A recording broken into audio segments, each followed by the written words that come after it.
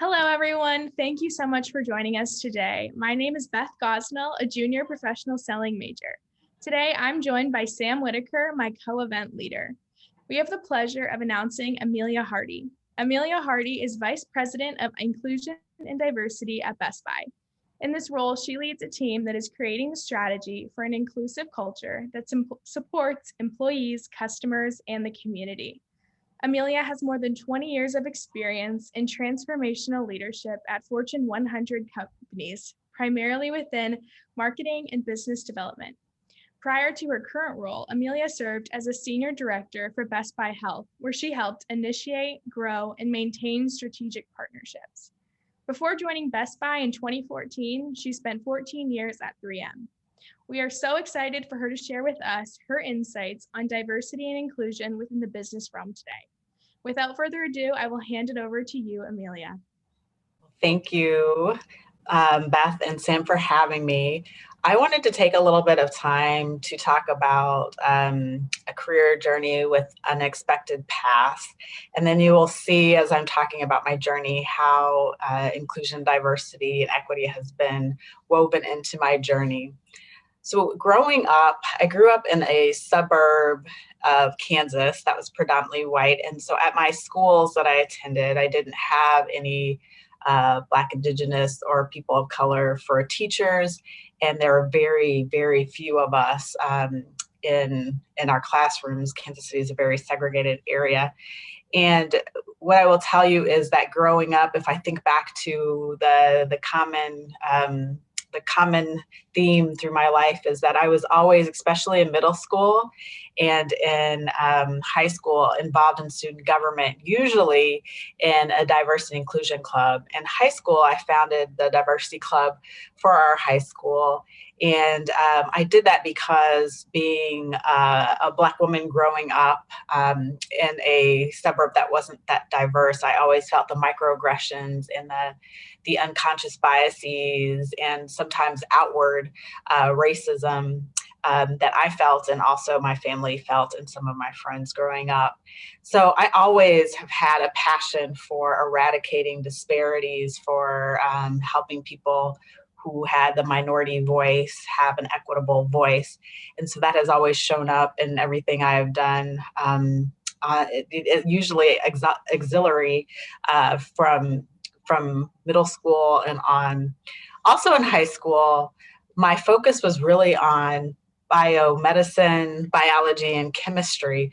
My passion around eradicating disparity started in health. And I took advanced placement classes there. But during that time, a friend introduced me to Inroads. Inroads is an organization that develops and places talented minority youth in business and industry.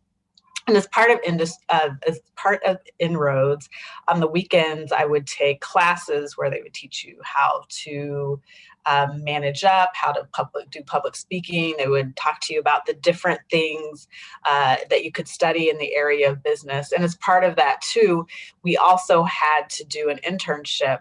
And I was selected for an internship at Sprint in finance and marketing. And what I learned, even though I had a passion for biology and medicine, is that there is also always this underlying passion. And this was my first unexpected path detour. I'd always had this passion about consumers and products and wanting to try new products and wondering why people bought what they bought, why they liked what they liked. And I began to explore that passion even deeper in Inroads and at Sprint. So after high school, I had enrolled in Xavier University of Louisiana, which is a historically Black college in New Orleans, and was accepted into the honors pre-med program. But the summer before I went, I had a change of heart. I thought about the path I could go down of being a doctor, or the path I could go down in business. And I knew after talking to my professor that the two at the time, they could not be the same path. I could not major in both. So I did. I decided to take the unexpected path of staying in business. And during my years in New Orleans at Xavier, again, the consistency of being involved in the community. I taught walking on Wall Street to kids that were in inner city schools. I was very involved in our student government around equity in our neighboring communities that were experiencing disparities. So I have always been involved in that throughout my time while in undergrad as well, majoring in marketing and business administration. And during undergrad, as my interest grew in marketing, I wanted to make sure that I understood what part of marketing I wanted to do. And so I undertook trying different internships in different industries and areas. So I had an internship at Pepsi Quaker Oats to learn more about consumer marketing. I had an internship at Reliant Energy to learn about telecom and service marketing. And I also did an internship at DDB Needham in Dallas to do account management and advertising and the marketing that comes with that. And what I decided after that was my passion was in consumer marketing. So as I had these internships, they ended up adding up to 2 years of full-time work experience. And an opportunity presented itself. Another path was made known to me that I could continue to go straight through and get my MBA in marketing and international business at Tulane if I did well on my GMAT. So I took my GMAT and I was accepted in the program. So I ended up going straight through. I started actually taking MBA classes at Xavier my junior year, and then I finished up a year and a half after I had graduated. And I was thinking about the different paths I wanted to go on. I knew I wanted to do consumer marketing. I had a passion for products, people, consumers, communities. But I also knew that I wanted to stay in the South because my parents are from Texas originally. I wanted to stay in Texas, Florida, North Carolina, somewhere in the South in warmer weather. And when I attended a career fair in Anaheim, California, National Black Career Fair, I met an executive, and this executive was from 3M. And I said, well, tell me about this 3M. And he said, have you heard of Post-it notes and Scotch tape? He said, would you be interested in learning more about the company? I said, well, where is this company? And he said, Minnesota, and we'd love to have you in Minnesota. And I thought about it, and here another unexpected path turn. Did not necessarily want to go any further north than Kansas, and I didn't know anything about Minnesota. But when I talked to him, I thought about the different opportunities that he made known to me and said that he would make sure that I was supported at the beginning of my career. And so I took that path, and I went to 3M in Minnesota. And as soon after I got into 3M in the consumer division, I had many opportunities to work on all of 3M's brands. I had the opportunity to do a sales rotation and new products and business development and strategy. I also, again, being consistent with my passions, was very involved in career development and leadership for our African American network, and did a lot in the community with joining boards and organizations. One of those organizations that I was a part of, Financial Executives International, had a annual year-end meeting at Best Buy. And during that meeting, they invited the founder of Best Buy, Dick Schultz, to come and speak. And at the time, Best Buy was going through a tumultuous period. He wasn't actually sure how he could turn the company around. And he had just hired a new CEO and a new CFO. And when he talked about Best Buy, he talked about the passion for the customers, why he started the business. He talked about how he had poured his life into it. It was his heart and soul. And I thought, this is fascinating. 3M is very much a company that's centuries old, and I had never met the founders, but had heard about their passion. And seeing a founder of a company, a modern company, talk about how much he had put into it and how he needed leaders to come and help him save his company intrigued me. And also, as I said consistently, I've been intrigued by consumers and wanting to understand why they buy what they buy, why they do what they do. And so with that, that was always in the back of my mind. What way to get closer, better way to get closer to the consumer than to work at a retailer? But I still thought that my career path had started, professional career path full-time, had started with 3M and would end with 3M. I didn't think any differently until maybe 3 months after that seed was planted. A recruiter from Best Buy called me and asked me if I was interested in interviewing for a position, a marketing position, marketing director position, working in their core business of TVs and audio. And I thought about, at that time, the paths that I had to stay on. I consider 3 in my family, but I remembered that what Dick Schultz said about this being the thing that he started and grew and cultivated, and how he needed help to turn it around. I also thought about my passion for the customer, and that would get me a step closer to the customer. So I switched paths again, and I ended up at Best Buy. And then again, consistently, the day after I joined Best Buy, I also accepted being the champion for the Black Employee Resource Group. I joined the Women's Employee Resource Group. I worked on things like equity for parental leave, for benefits on maternity leave. I worked with our leadership on making sure that regardless of what your identity is, that you had equitable chances to advance your career at Best Buy. So all through my career, I began to lean into not only my passion for marketing, but the skill set that I had developed on my career.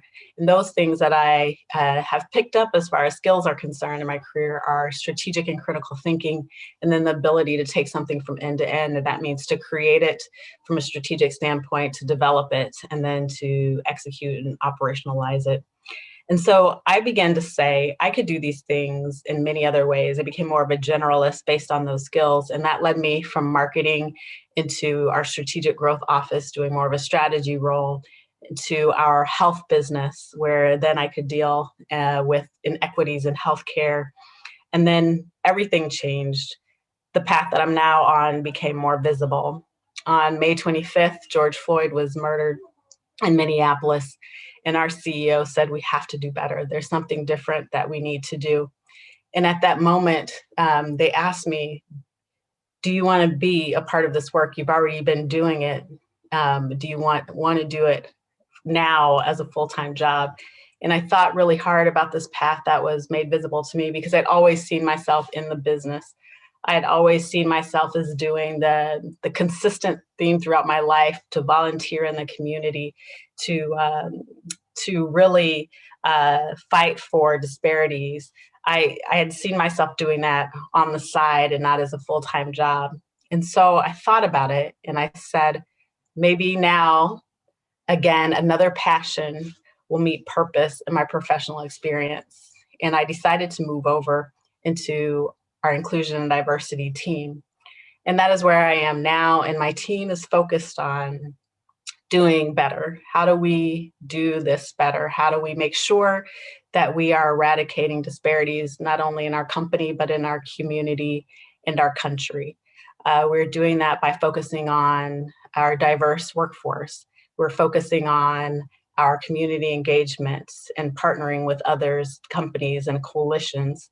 We're focused on diverse suppliers, and we're focusing on our marketing and branding of our views and stances around inclusion and diversity. Also making sure we represent in our advertising and our marketing and our employee base the demographics of the United States, the ever-changing demographics of the United States.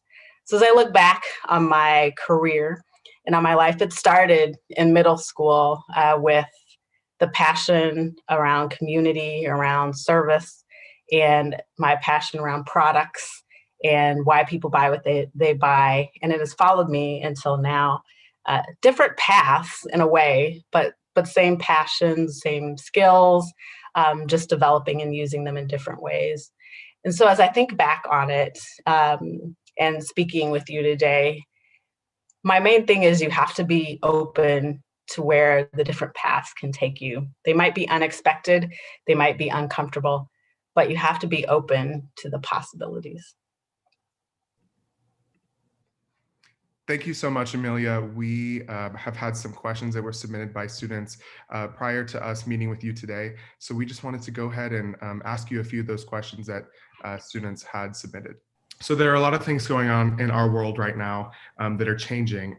And one of the biggest questions that people want to know is, what are some things that you anticipate are going to continue to change or start to change dramatically in the next 5 to 10 years regarding diversity and inclusion in the business world? We know for sure that we're moving towards a minority majority country. And so the demographics of the business world, of corporate America, are changing, and they're changing quickly. And that change, not only of ethnicities, of identities, of ways of thinking, of also age. So now we have all, errors. We have all generations working in the workplace right now, 4 generations. So all of that change is going to change also how we do business, how we lead, what employees expect from their employer, and like I said, how they want to have business be integrated into things like community service and the purpose. So I think all of those things are going to continue to evolve and evolve quickly, whereas businesses before might have been seen as businesses for profit. I think the new generation, the new times, and new experiences that people are having, it's going to require companies to do business for purpose. And what are some specific ways that you have already seen companies start to do business for purpose, like you said? I think after, again, the death of George Floyd, I've seen more companies come out and say, similar to how Corey Berry at Best Buy did, we will do better, and this is what we're doing. They're investing in communities and minority-owned businesses. They're looking at the talent within their own corporations and making sure their employees are developed. We're also looking at how do we hire and recruit diversity, not necessarily from traditional backgrounds, but from all backgrounds. How do we look at skill sets and requirements for jobs differently? So I think what we're starting to see is companies say, as our talent changes, as expectations change, we need to do things differently. We need to invest more in our communities. We need to do more purpose-oriented marketing and business, and we need to hire differently. And definitely we need to retain the diverse talent that we have. Going off of your encouragement to your team of doing better, how can we as business professionals entering the workplace soon, how can we be proactive about diversity and inclusion without being in a decision-making role? I think do your homework and due diligence around the companies that you're interviewing for and looking at, or organizations you're looking to join.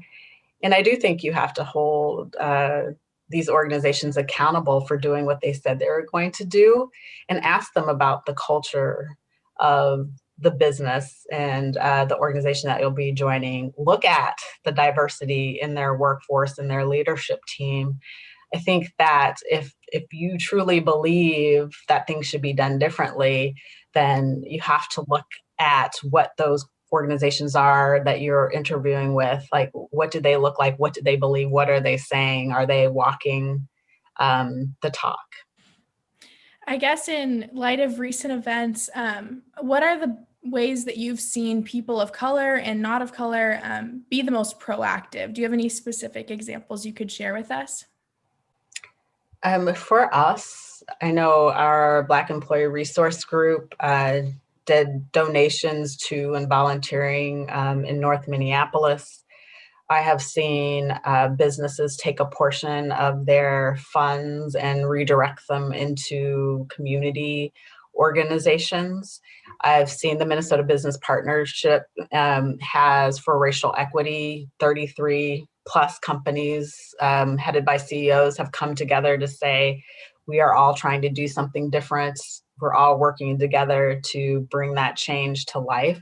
So I've seen a lot of coalitions, a lot of PACs, a lot of investment, a lot of change in the values and the leadership expectations that companies have. So you spoke a little bit about when we're going into the workforce, looking at what our companies believe, and you said making sure that they're walking the walk, not just talking the talk. What does that look like for Best Buy? For us, we just came out with what we call our bold commitments that we basically proclaimed to the world, right? And that is, we are targeting out of every 3 employees that we hire, that one will be a Black, Indigenous, or person of color. We also want our senior leadership, director and above, to mirror the diversity of our board, which is pretty diverse, and that's at 30%. We want to have retention for BIPOC on par with retention for our general population. So that's basically decreasing the amount of turnover we have and really investing in the development of our current employees. Could you share with the audience an example of when you faced adversity in the workplace and how you overcame it? That's an interesting question. I will say, because of my background, because of who I am, because of my direct communication style and leadership style, I've often had to, explain myself and by my background and my leadership style to others. And I consider that, there's been a way that corporate America has functioned with a very homogenous demographic in leadership, and that is changing so much. So I think on the precipice, on the crux of that change, leaders that are different, employees that are different, will sometimes face adversity because it's a culture shock, right? And so sometimes I have felt that my leadership style has been a culture shock, especially for those companies that have been around for a while and have had leaders that have been in place for a long time and are used to a certain way of doing things. And usually how I deal with that is I build relationships, I build networks. I take people along on the journey with me, and I do a lot of explaining. I also do a lot of explaining of why I lead, how I lead, what it means, and then to try to deconstruct any misperceptions that there might be. This past year, 2020, has been a very interesting year for a lot of social issues, where we have started to kind of uncover and start to talk about a lot of the issues that haven't been spoken about a lot in previous years. So in what ways have you seen your role change due to the things that have happened in this past year? Well, my role was created because of what happened in this past year. My team did not exist before May 25th. Team's inception was in August, based on a lot of commitments that my CEO and her senior leadership team made. But I do see more companies putting more emphasis and more resources into their inclusion and diversity, or diversity, equity, and inclusion departments. I have seen more chief diversity officers appointed where there might not have been some before. And in many instances, the chief diversity officers have been elevated to report to the CEO or to be a part of that CEO's leadership team. So I think that just they're elevating, I see a lot of organizations elevating the role and the purpose of I&D. And I think what's very exciting about my role is truly enterprise-wide. It's about integrating all of the I&D practices and strategies into the business, so that it's not something that's auxiliary or that people get to opt into, but it is part of how we do businesses, our metrics and the processes that we engage in for operations from day to day. So I think that's the difference of I&D sitting off on the side to like I&D being an expectation, a way we do business going forward. So you mentioned representing and advertising the growing demographics of the U.S. And so could you tell us a little bit more of what that looks like? How are you representing and advertising those communities, and how can we do that as well? So we make sure that when we do marketing campaigns or we do content that we don't lean into one voice, but we lean into the voices of many that reflect our customers and communities. So we want to make sure that the images we show are authentic to how people are seen in the communities and how they feel about themselves and want to be seen. So we do put a lot of emphasis on, are we representing everyone? Are we representing them in a way that's fair and true to how they would want to be represented? What language are we using? what contents and where are we putting that? How are we targeting that? Before we were doing solely what we call like IND marketing for cultural moments. Like Black History Month is coming up in February and starting in mid-January with Dr. Martin Luther King Day.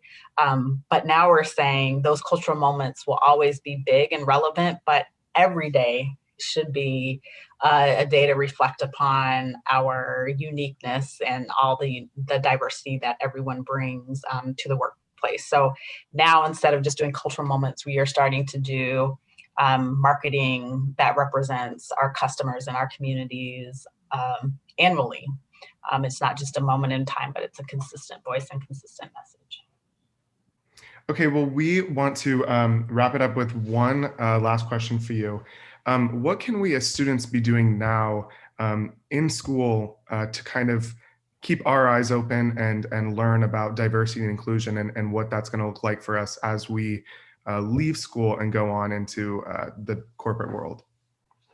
And as I said, it's been since I can remember in middle school, I have always made sure that my schools, my fellow students, we've always had some type of diversity initiatives to make sure that our student body feels like they're on an equitable playing field. For those students who are underrepresented, reach out to them, see how you can make a difference. But you can always make a difference, I believe, in diversity, equity, and inclusion where you're at, making sure that everyone feels that they're having the same experience that each one of us wants and desires and deserves at school. So if you're having a great experience at school, you should probably look around and say, is everybody having the same experience that I'm having? Or if you're having a bad experience at school, the flip side of that is to say, I wish I was having that experience that I see someone else having.